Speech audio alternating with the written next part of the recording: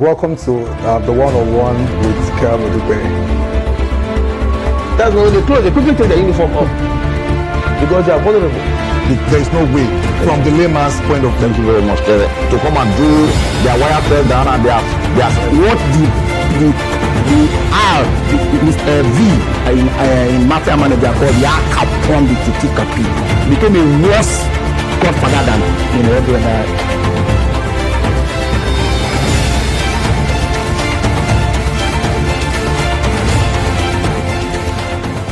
We have with us this afternoon the Commissioner for Environment and Sustainability, Honorable Omwa Alonge Oni Okbaku. You're welcome, ma. Thank you very much. You're the Commissioner for Environment, Edo State. Can you bring us up to speed with the activities of your ministry?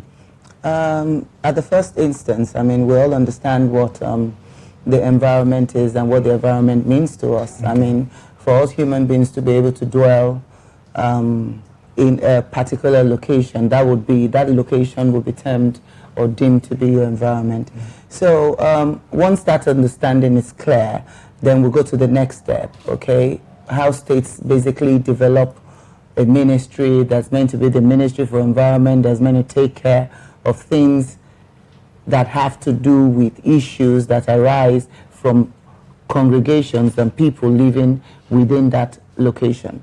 Okay, so that's where we are. Mm-hmm. And the ministry has been here for a long time. I mean, every government has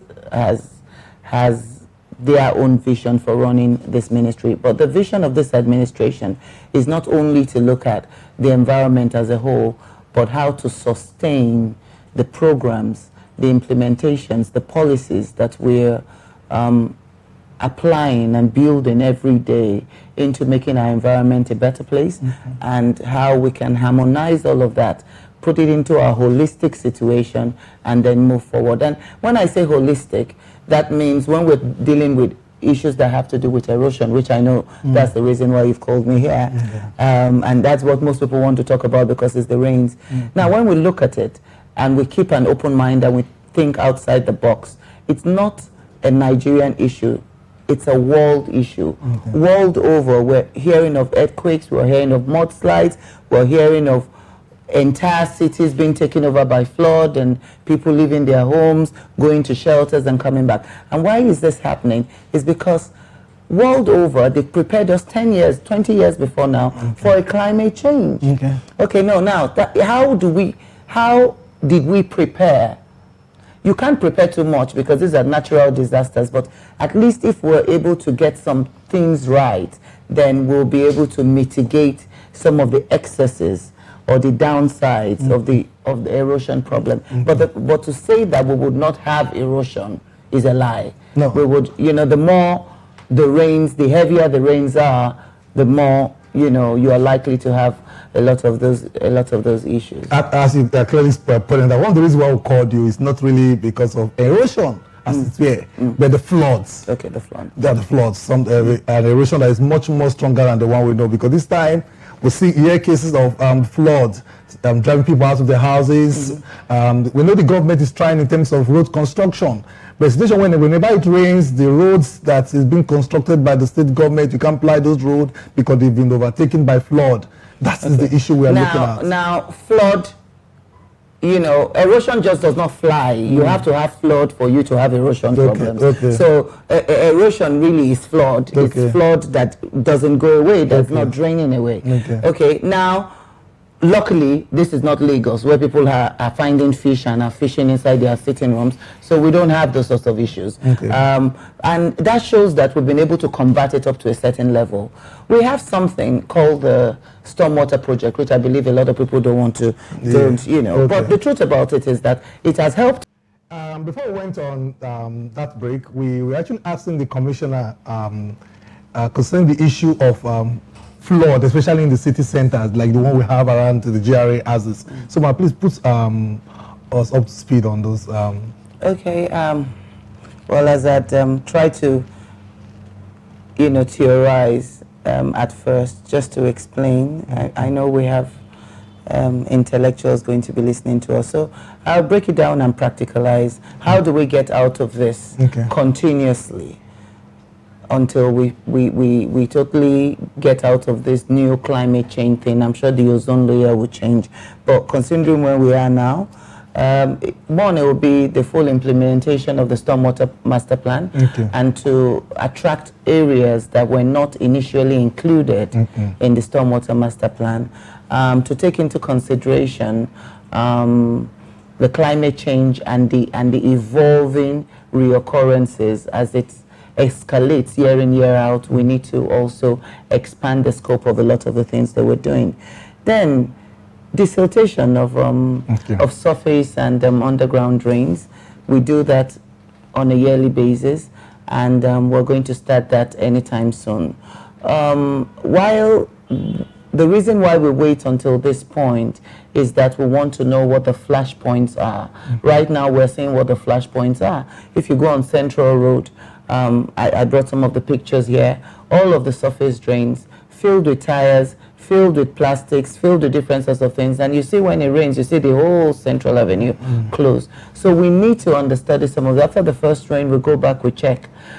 The same thing with Kevwe Road. Over the weekend, I'm sure social media, you'd have seen all that. In fact, I thought it was a bust canal. I thought it was a bus channelization pipe, but only to get there, it's nothing like that. It was just all the refuse coming from the slaughter had stayed, and there's a huge rush of water, and it started spiraling over. We have those pictures as well to show you. All the pipes are okay. So what does this tell us? It tells us that the next step is also for us to be able to sensitize our people and plead with them that, you know, it's work in progress. We're going to keep working at it, but we need them to stop indiscriminate dumping of refuse. It doesn't help them. It doesn't help us.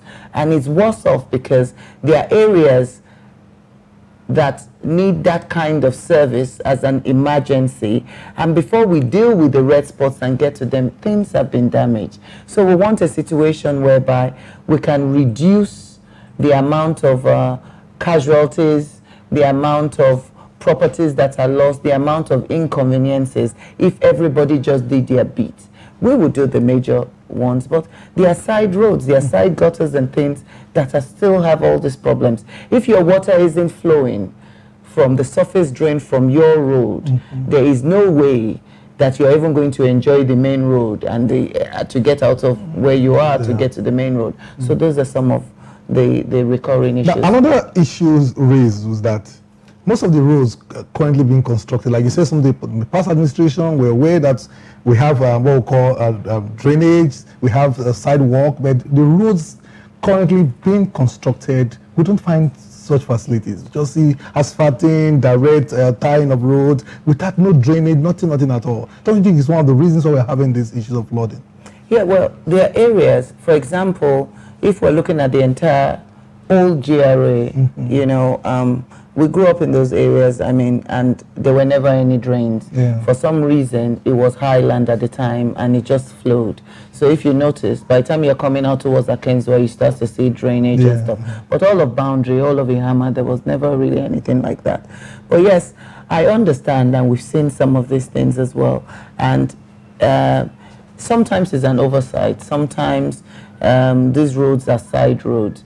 But we have two different ministries, and we try as much as possible to synergize and come together and work. And the areas where there have been this oversight, basically because the road there probably had no drainage, and when it was being refurbished, it wasn't looked at, it wasn't bidded for. We're trying to go back and make sure that these areas now were able to do proper drains and things there. We've started with Edo Central, and we're going to go towards the north, come towards the south. Mostly all the time, of course, we're starting from the city, but we want to also go to some of these other hinterlands and make sure that we address this now issue. I'm going to bring your attention now to Boundary Road, at this oasis of Boundary Road. There's a spot there.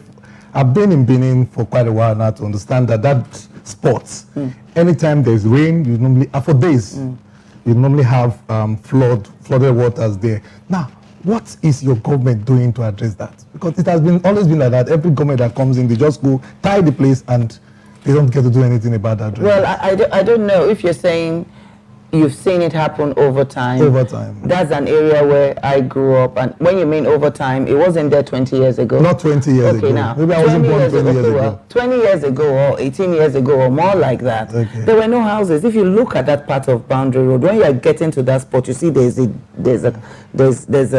compression, Yeah, like a valley. Okay. there. So what does that tell you? That tells you that you're not on even ground anymore. When you're coming, you see it. Okay. So it's like a bowl, and you're saying water won't stay there, it will stay on. The people who had built houses on that axis most probably shouldn't have at the time that they built the houses there. You know, so it becomes difficult because earlier on, there were no houses in any of those areas, and it was just a smooth, you get there, you go in, and then you drive out. But once you build houses, the topography changes. So with the houses there, with the level of the foundation and however way they build their houses, and with the depth there, there's very little or much you can do as a palliative, except you're saying that the people should lose their houses. So what we're trying to look at for that particular spot, because when we're trying to fix Boundary Road again, it was one of the major concerns. What do we do with that particular spot? The luck we have is that it's close towards Adesua. So we can try and see. We've tried to see if we had any moats around those areas we can channel it into, but it's all built up. So we're trying to see how we can do a channelization and link it into Adesua. Even though Adesua, I'm not sure there's drainage along Adesua. Well, if from the main road down there, yes. If you notice, the drainage at Adesua stops at the junction, the one going all through Sapte Road going down. These areas were not built, like I said, to be high density areas the way it has become. But as we have these challenges and more people are being born, more people are moving into the cities, business is thriving, we see these challenges and we try to combat it. The engineers are working to see a way out of it. Because right now they are already built up places. You have to think out of the box. You have to think of what to do. Our most aim is to be able to do what we can so people don't lose houses, people don't lose their investments, people can still go about their normal businesses. That is what the thrust is. And in a little while, I would ask that, you know, we'll probably come here in after the raining season, during the dry season, and let's see. We'll be able to talk about it again with pictures, and you'll be able to see what it is that we've done. You see, it's very common with government. Okay, now government, they tell you when the rains are here, they tell you after the rain subside, we're going to get to work. And it happens that when the rain stops, and we think they're working. But when the rain comes the other season, you see whatsoever it is you felt they've done is reversed again. So is that not the same cycle you want to make us go through? No, I think that is a bit unfair. And you know why? Because when you say people say these things and say, well, I don't know about the people who say these things. There's so much you can do. You're an intellectual yourself. I guess you understand how these things work. How do you work and deal with these things during the rain? You see the issues. You deal with them during the dry season. You do not know again. It's like fixing your roof. Your roof is leaking. They'll tell you to wait. When it's dry season, they fix it. Yeah. They are not going to be able to do a test run until another rain. They are not going to exactly open up the skies and let the rain pour. So those things, it's work in progress. We're going to keep trying to tweak it into places. There's nowhere that we've said we wanted to get up to that we've not done. They talked about drainages. The whole of last year, we were getting praises over our desilting. Okoro had no flood. Uselu was being handled. And we're not getting as much noise as we're getting now. But we also know the problems that we faced last year. We want to look at it. We don't want to waste funds as well. We want to look at the red spots. Now we've seen what the red spots are. The major work you can do during raining season is desilting. If you're talking about the other area, you're talking about looking at Boundary Road, we're looking at this where there are no drains in those areas. Do we dig? Do we cement? Do we start to do all of those? Will the rains not wash it away? How do we do it without the people losing their houses? Are we going to compensate? What are we going to do? So those are the areas that we're looking at. But we've looked at a method where we can put an underground pipe, see how we can link it to any of the closest rivers. Is it Ogba? Is it any of the closest places to be able to drain a lot of that water coming from the end of boundary, Ihama, and all of those areas into. And that's really the most we can do. And we also plead with people to just slow down a bit on buying of land. And when everybody wants to live in GRA, but it's getting, you know, the population is getting really high. Yeah. And with that kind of population and with those kind of buildings that are springing up, the problems are going to be a bit more difficult to tackle. But we'll get there. I want to ask a question. Maybe as an entrepreneur, you have a problem and you feel that the position of this particular house is what is causing this issue of flood we have in this area. Don't you think it's ideal for the government to approach the owner of the house and look for a way to compensate them so that that problem will be solved? Well, in newly built up areas, it's easy to say. You're saying this area. Okay, for example, there are times when it rains. If we have a real heavy flood, the whole of the front of this place up to the junction of this place, not as bad as most areas. Yeah. So we look at it, okay, there are no drains on this area. Okay, all these houses are in the line of the thoroughfare. So what do? We break this shopping center, break that one, break. It's not this. If that's the last resort. No, well, if that's the last resort, but you are looking at it like that. But people don't want that. Once you give them that option, they'll rather, okay, let me just be the way I am. For places that are not so built up, it was easy to do around Duwelu, around all the other areas. Compensations coming, the people are ready. Most of the houses are old or they are not really built up. Areas where we have gully erosions, they are not really built up areas. The few houses around there is easy to compensate them. But when you look at fully built up areas like Boundary Road, you look at a location and you say, okay, this is the location where this issue is. But the problem may not be where you're seeing the results. So in saying, why can't we break all the houses, then maybe from, let's say from Ikpokma Junction, we take all the houses down to be able to see where. We don't want to do that. We don't need to do that. Do you understand? What we need to do, we are aware. And we need to be able to get somewhere past where we are now on our channelization and see how we can link a lot of those things towards Ogba.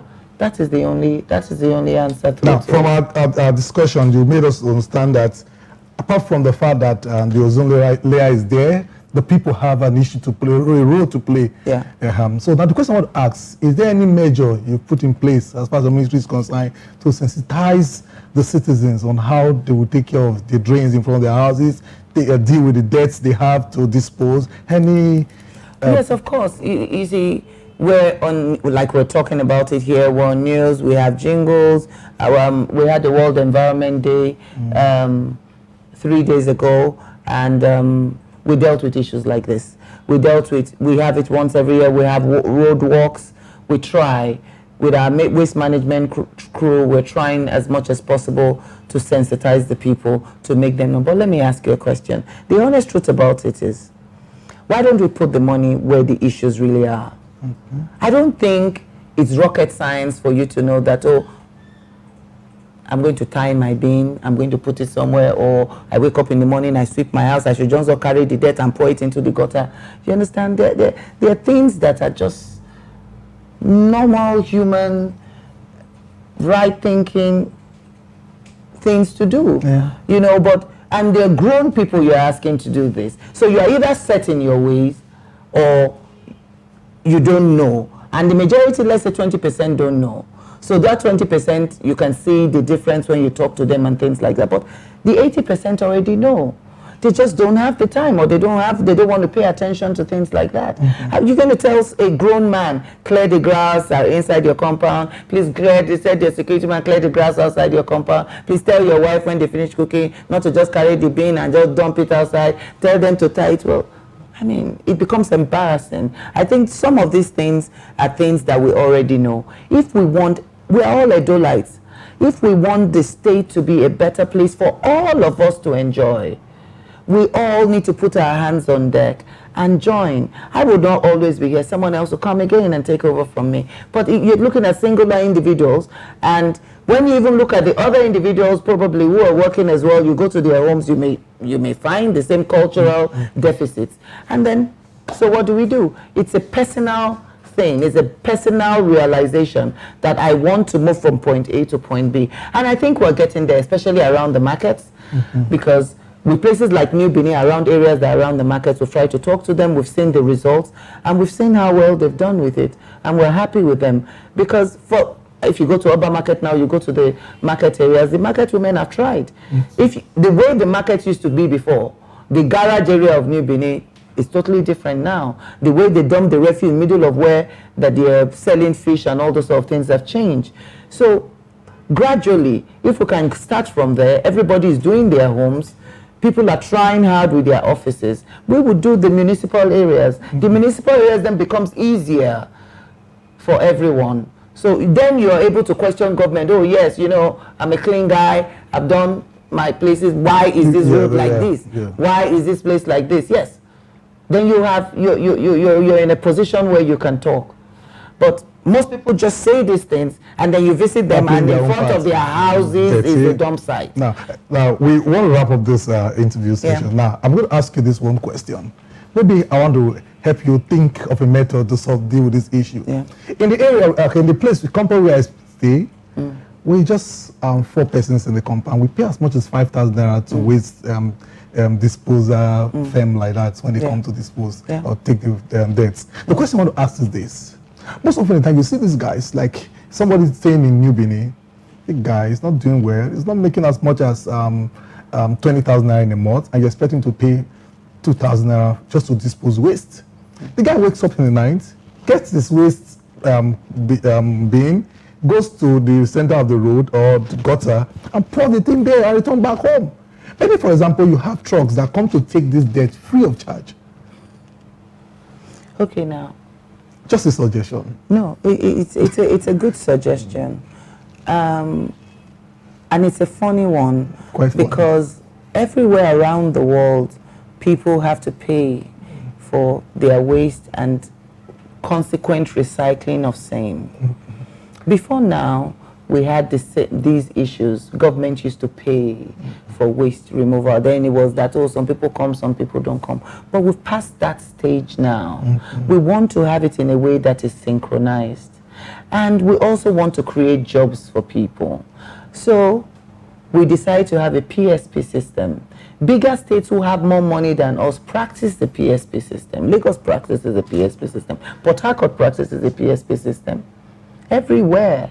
It's changing because the amount of money you're going to ask the government to spend on waste, just picking up your waste, that removes you ever thinking of having incinerators and good things because they're going to be paying. So let's say maybe, God knows, they spend 100 million a month for the whole of Edo State, maybe even more, maybe 200. By the time they deal with the dump sites and stuff like that, 250 million. Okay, so maybe we're rich enough to afford it, but I don't think that that is where we are now. I believe that the process that we have put together, you are saying 3 of you stay in a compound. 3 of you stay in a compound, you're paying 5,000 naira to move your debt. That is taken as a compound. The whole place is seen as a flat, and you're sharing the money. I'm sure that is lower than what you spend at Mr. Biggs, or when you're taking your spouse out, or you're going to go and have a good time. We need to spend money for the things that matter. Now, what you pay for that flat is totally different from a guy in New Benin. What they charge for face me, I face you is totally different. So you're looking at the aggregate number of people in the compound. So if in GRA, you're in a whole compound, you're paying 5,000 naira. For a whole compound where they have maybe 20 people living, they are paying 5,000 naira as well. They probably end up paying each individuals and probably maybe 500 naira. Some people come to my office, some people's share is 350. Some people's share is 600. That's not so much. Do you understand? So, and you're right. We still have these people on 300, on 500, on this. We still carry these things middle of the night and just go somewhere and dump it in there. That's what I'm saying. It's a personal decision on how you want to live your life. I'll give you a typical example. You know, we've sat down, and it was something we discussed 3 days ago. We're looking at the World Environment Day theme for this year was air pollution. And every time everybody talks about air pollution, it looks like we're talking about something out of the space. So I said, okay, let's change it and put it as polluted us, because we're polluted all the time. And people don't really know. They mean well. Okay, so we sit down here and somebody notices, oh, maybe the air is a bit still and everything. They take an air freshener and they spray it. It's cancerous. So for us that inhale that now, we have at least 30 to 40% chance of having collected a bit of cells that could cause cancer. But the person meant well. And I'm sure you spray your houses every day. So you can imagine. So our lifestyle also affects, and the fact that, so we've gone past telling people go and drop your debt here. We're dealing with more intellectual issues that people are probably not aware. Because you go to the hospital, Benin has become a lab society. You go into the lab to do a blood test, you can be there for 3 hours because the people are so much. We're testing different sorts of things and not knowing where it comes from. But all this indiscriminate dumping, you know, basically comes together, and the ones that decompose, they have a smell that comes from them, and we're inhaling them constantly. Now, those things under the ground are worse, because when the smell comes, it goes right into your nose. The ones coming from the oil pipes are doing what they're going into the air, so you are not directly taking. By the time you are breathing it in, it's dispersed. But the ones you're taking from under are the ones that kill you first. So it's all comes together holistically into one picture. And what's that picture? Let's try, all of us, put our hands on. We'll do our own part. We'll do our own part and work. We're working day and night. We have our engineers out there day and night. Within the resources that we have, we're trying to do our best. You know, we've had discussions on gully erosions. A typical gully erosion, for example, you're looking at the flood issues. Oh, that is even very good. I believe that our Gapiona and Aurora erosion control works may take care of your boundary road issues as well. So, and that is also being channeled to the same Ogba River that we're looking at now. The entire GRA, boundary road is okay. You took the smallest point, maybe you live around there. You should look at like Elema quarters, like where you had former Greater Tomorrow and all that. People can't live there. When it's raining, people have even left their houses and estates and gone away from there. Now, that is a 9 billion naira project. We've just awarded it. They are going to start in another 2 weeks. When we finish, you can imagine the entire, we're looking at Gapiona and Aurora. So you can imagine we have over 150 people to compensate, 150 people who have abandoned their houses. In fact, when you get there, you can see where the water level is on their fences and why they have had to leave. They've been like that for the past maybe 15 years, and they've all left their houses. There was an estate there that they had to evacuate. Greater Tomorrow has become a typically non-existent. Elema Palace, you can't, I don't know how they survive there, and all that entire area. So with that project alone, the whole of GRA, that axis, and most probably Boundary Road will get through. So now, once we finish that, then we'll now look, okay, it worked 80%. Where else are we looking at these challenges? And we're looking at, okay, let's see 80. The roadworks we're doing and the drainages we're doing at Amagba and all those things now is meant to take some of it away too. So as you go on, and in engineering, well, I'm a lawyer, but what I've studied about engineering is that you just don't go and do everything. When they tell you you need raft foundation, they will first do a certain level of foundation raft, then they will tell you if you need to put another underlay of raft, depending on how it's receptive towards the water that's coming in from the ground. So those are the things that we're doing, and we're getting there. We're doing Igosa as well. Igosa, that is the location where people, and this indiscriminate dumping of refuse and blocking of drainages. The major issue we have in Oselu and the flood in Oselu is the indiscriminate blocking of a drainage duct. They just go and block it. Somebody wants to do barber's shop, he puts his thing on top of the cover because the water flowing is disturbing his ear, he will just block it. And that all causes. That's what happened in Igosa. The whole of Igosa now is over 35 feet deep. It's taller than Palm House. So when you get there, you can't even look. You don't want to imagine the people who have lost their houses. People's graves have gone underground. Everything has gone. That is under emergency as well. That has been the most work that we've done the whole of last year, just to make sure that we can do something for those people. And I'm happy to announce that we've gotten that sorted. The other areas where we've lost the babies, we'll try to cover our coverts. We've told our engineers that, look, everybody who is working for us, our contractors, you need to help us. Wherever you're working, wherever there's an open covert, we need you to put a caution sign. we want caution signs to be done. Heartland is helping us in that regard. We want caution signs to be there so people understand. And you don't just go and, like, you get to Ewa Road now and there's that water, then you think, oh, maybe it's one thing, and go and put your leg inside and you swim away. You know, some of those sorts of things, so we can combat, because we can't close it. Imagine if we close that covert on Ewa Road, nothing would flow. Yeah.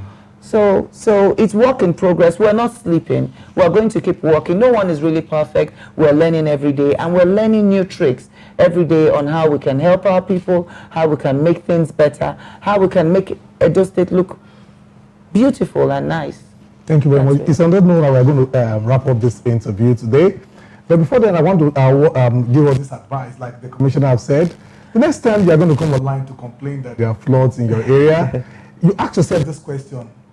The corn I ate last week, where did I dump the cob? You ask yourself this question. The refuse in my house, where do I dispose this refuse? We all have a responsibility to not just protect our environment, but to sustain our environment, because this is all we got for now. Thank you very much for coming. Thank you. I'm very pleased to be here. Okay.